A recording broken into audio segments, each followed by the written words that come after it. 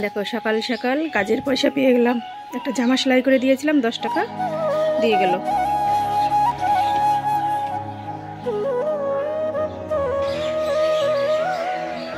Hello guys, good morning, welcome back to my channel. শুরু করছি আমি আজকের ভিডিওটি। আর এখন বাজে সকাল 9টা। অনেকটাই বেলা হয়ে গিয়েছে, কিন্তু কুয়াশার ভাবটা এখনও কাটেনি। আর আমি তো দেখো শীতের জন্য টুপি একদম জড়িয়ে সোয়েটার পরে বসে রয়েছি। আর এই যে বিরাজটা হাতে করে নিয়ে আসলাম, এখন বিরাজ করব, তারপরে ঘরের কাজকর্মে হাত দেবো। তাই চলো আমি বিরাজটা করে নিই, তারপরে কথা বলছি।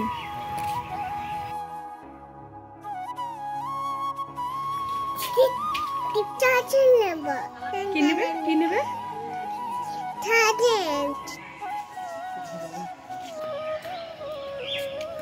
এই দেখো নিয়ে এসেছি মালপোয়া।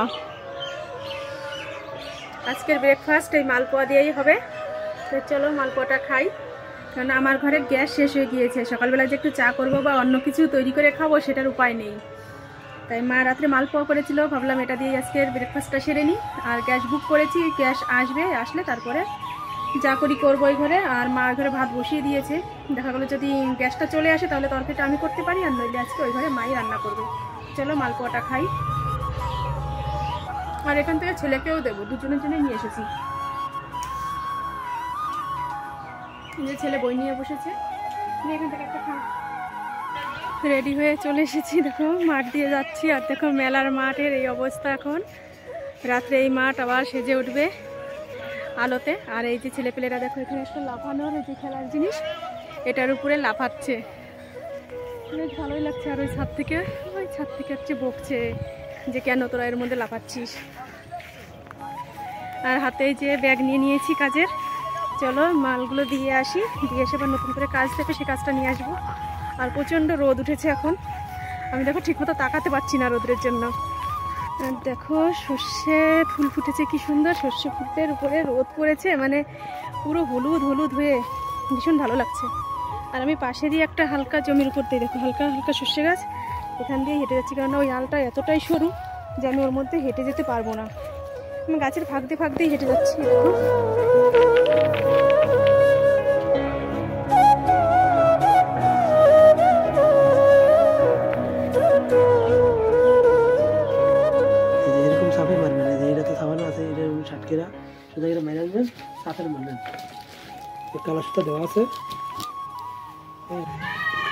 দাদাদের বাড়ি থেকে কাজ নিয়ে বেরিয়ে পড়লাম।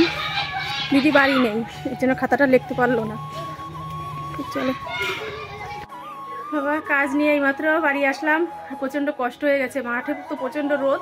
আর হেঁটে এসেছি, ব্যাগটাও প্রচণ্ড ভারী। ছেলের শরীরটা ভালো নেই বলে এর জন্য ওকে পাঠাচ্ছি না। সাইকেলটাও ভালো নেই, যে ও এখন ভাত খাচ্ছে। দেখো সকালের খাওয়া এই যে এখন খাচ্ছে। এখন বাজে 1:20।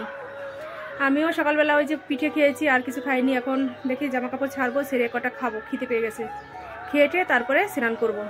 এই যে খেতে বসে পড়েছি, সিদ্ধ ভাত নিয়েছি দেখো, পেঁপে সিদ্ধ, সাথে একটা মাছ ভাজা, আর এই যে একটু ঘি নিলাম। কারণ এত বেলা হয়ে গিয়েছে এখনো সিদ্ধ ভাত। তার মানে হচ্ছে তোমাদের তো বললাম যে আমার গ্যাস শেষ হয়ে গিয়েছে। গ্যাসটা অবশ্য দিয়ে গেছে একটু আগে, কিন্তু আমি ওই যে কাজ দিতে গিয়েছি বলে রান্নাটা করতে পারিনি। মাই রান্না করছে। তবে বোঝোই তো মার শরীরটা ভালো নেই, এর জন্য মা তাড়াতাড়ি করে করতে পারে না সব কিছু। তো আস্তে আস্তে করলো, সিদ্ধ ভাত করেছে। এখন তরকারিটা রান্না দেখি, যদি মা না বসায় তরকারি রান্না, তাহলে আমি নিয়ে এসে আমি রান্না করবো, কেননা গ্যাস তো দিয়েই গিয়েছে। তা খেয়ে নিই, খেয়ে দেখছি ওই ঘরে গিয়ে, যদি তরকারিটা না চাপায় আমি নিয়ে এসে রান্না করছি। খাওয়া দাওয়া সেরে চলে আসলাম উনুন পাড়েই। দেখো এই যে বসে রয়েছি। মা তরকারি বসিয়ে দিয়েছে, সেটা তো আর নিয়ে এসে রান্না করা যাচ্ছে না। আর গাজর কুচিয়েছে, আর আলু, ছিম, মূলো এসব কুচিয়েছে। এসবই এখন আমি এঘরে নিয়ে আসলাম, এটা আমি ভেজে ফেলি, তাহলে মার একটু তাড়াতাড়ি হয়ে যাবে। আর মা তো সকাল থেকে এখনও বলছে খায়নি কিছু, তাই বললাম তুমি তাড়াতাড়ি খেয়ে নাও, আর আমি এটা ভেজে দিচ্ছি। রান্নাবাড়ি কাজকর্ম সেরে স্নান করে আসলাম। আর দেখো মাথায় আজকে শ্যাম্পু করেছি, মাথাটা একদম ভার হয়ে গিয়েছিল। তেল দিয়েছিলাম তো, আর তেল দিলে বেশি দিন রাখা যায় না, কেমন যেন মানে ভার হয়ে যায়, আঠা ভাব হয়ে যায়। তাই শ্যাম্পু করে আসলাম। আর এখন এই বডি অয়েলটা মাখবো। খাওয়া দাওয়া এখন আর করবো না, কারণ অবেলায় খেয়েছি, খাওয়া দাওয়া এখন করতে হবে না।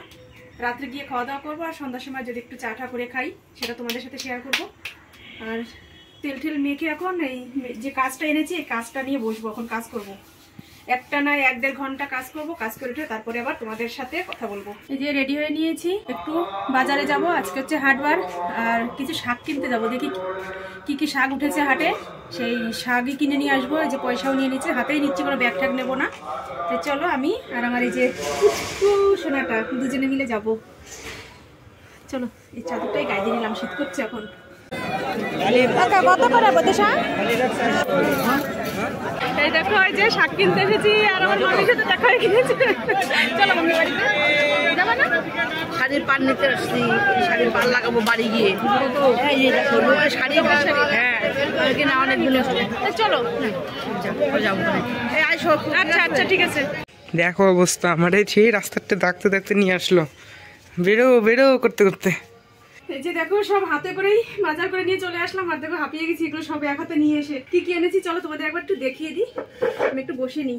এই যে নিয়ে এসেছি, দাঁড়াও তোমাদের শাকগুলো প্রথমে দেখাই। যা কি প্রথমে টেনশনে পড়ে গেছিলাম, শাক খুঁজেই পাচ্ছি না, তারপরে একদম এই সাইডে মানে হাটের মেন পজিশন থেকে একটু সামনের দিকে এগিয়ে গিয়ে তারপর দেখলাম যে শাক নিয়ে বসেছি। এটা হচ্ছে মটর শাক।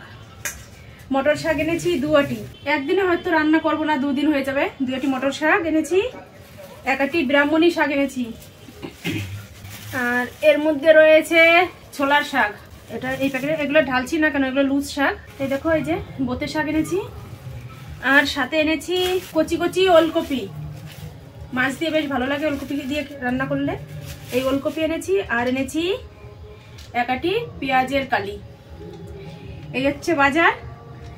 বাজার তো আমি করি না, বাবাই বাজার করে, তো আমার একটু শখ হলো যে শাক কিনতে যাব, কেননা বাবা শাক খুব বেশি একটা আনে না, আর আমার ছেলে শাক খেতে ভীষণ ভালোবাসে, এর জন্যই আমি গেলাম যে শাকগুলো কিনে আনলাম। আর আমি তো জানি যে হাতে করে প্যাকেটে প্যাকেটে নিয়ে আসবো, যেন ব্যাগ নেইনি, কিন্তু কিনতে গিয়ে আমি বিপদে পড়ে গেছি। তাই চলো শাকগুলো সব প্যাকেটে ভরে ভরে আবার ফ্রিজে ঢুকিয়ে রাখি, আবার পরে আসছি।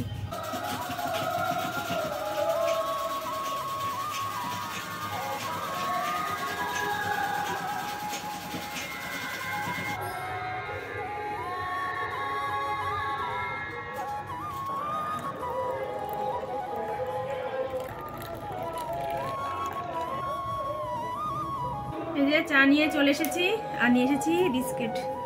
আজকের বিস্কুটটা একটু আলাদা ধরনের, তাই ভাবলাম তোমাদের একটু দেখিয়ে দিই। দেখো এই বিস্কুটের নাম হচ্ছে প্রজাপতি বিস্কুট, এটাই এনেছি। এখানে 3 জনের জন্য চা নিয়েছি। আমি একা বসে রয়েছি, আমি একা খাবো না, 3 জন খাবো, আমি ছেলে আর মা 3 জন খাবো। তা ছেলে আর আমি তো 2 জন এ ঘরে, আর মা ওই ঘরে রয়েছে, মার কাছে দিতে যাবো। তাই চলো ছেলেরটা দিয়ে আমি আর মা 2 জনে মিলে ওই ঘরে বসে খাই। এই যে চলে এসেছি মায়ের ঘরে, মা শুয়েছিল, ডেকে তুললাম। এখন মা আর আমি 2 জনে খাবো, আর ছেলেরটা তো ছেলেকে দিয়েই এসেছি। এই যে হচ্ছে আমাদের 2 জনেরটা। এই দেখো আজকে চাটা একটু নুন দিয়ে করেছি, মানে চিনিও দিয়েছি হালকা, আর একটু নুন দিয়েছি বলে নুনের পরিমাণটা একটু বেশি বেশি মনে হচ্ছে। বিট নুন নয়, এমনি রান্না করা নুন দিয়েছি, টেস্ট হয়নি চা।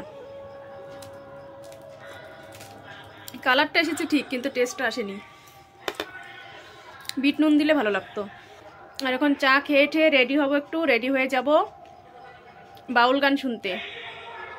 সম্মিলনের আজকে শেষ দিন, আজকে বাউল অনুষ্ঠান হবে, আর সেই বাউল অনুষ্ঠানই দেখতে যাব আজকের মতো। মানে বাউল বলছি, সম্মিলনের অনুষ্ঠান শেষ, আবার সামনের বছর আবার হবে। যদি সামনের বছর পর্যন্ত থাকি তোমাদের সাথে, তাহলে আবার তোমাদের সামনের বছর কি হবে না হবে সব কিছুই তোমাদের সাথে শেয়ার করব। তো চলো আমি চা খেয়ে নিই, রেডি হয়ে তারপরে আবার দেখা হচ্ছে অনুষ্ঠান মঞ্চে গিয়ে। রেডি হয়ে নিয়েছি, এই যে দেখো তোমরা আয়নায়ও দেখে নিয়েছো। তাই চলো উপরে একটা সোয়েটার পরে নিলাম, শুধু ওই লং সেই কুর্তি সোয়েটারটা।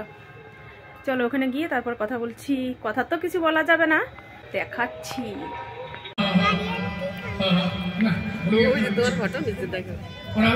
বলো কথা বলো, ভালো লাগছে তো তোমার কথা শুনতে।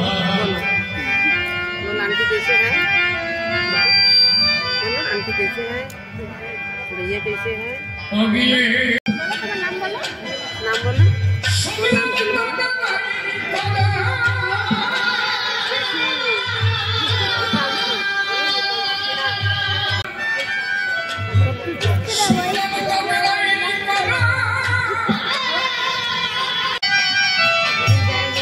আমাদের কথা যদি মানো,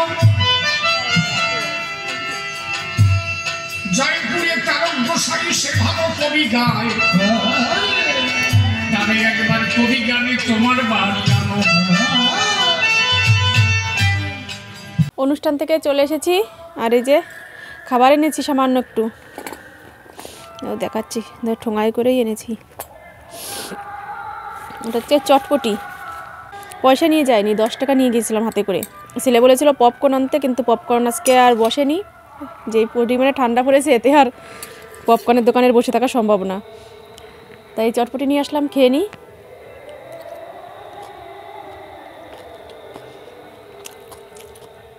রাত্রের টাইম তো অনেকটা দিয়েছে, 10 টাকার এতটা দেয় না।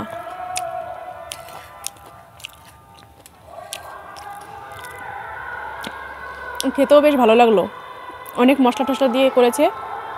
তা চলো, এখন রাতও কিন্তু অনেকটা, অনুষ্ঠান এখনও চলছে, কিন্তু আমিও আর বসে থাকতে পারছি না, 10:30 বাজে, চলে আসলাম বাড়িতে। তো চলো, ভিডিওটা আজকের মতো এখানেই শেষ করছি। তোমরা ভালো থেকো, সুস্থ থেকো, আর আমার পাশে থেকো। আর আমার চ্যানেলটি এখনও যারা সাবস্ক্রাইব করোনি, তোমাদের যদি ভালো লেগে থাকে, আরও নতুন নতুন ভিডিও দেখতে চাও আমার, তাহলে অবশ্যই তোমরা সাবস্ক্রাইব করে দিও, আর একটু কমেন্ট করো, লাইক করো। তো চলো, আজকের মতো good night, tata, bye bye.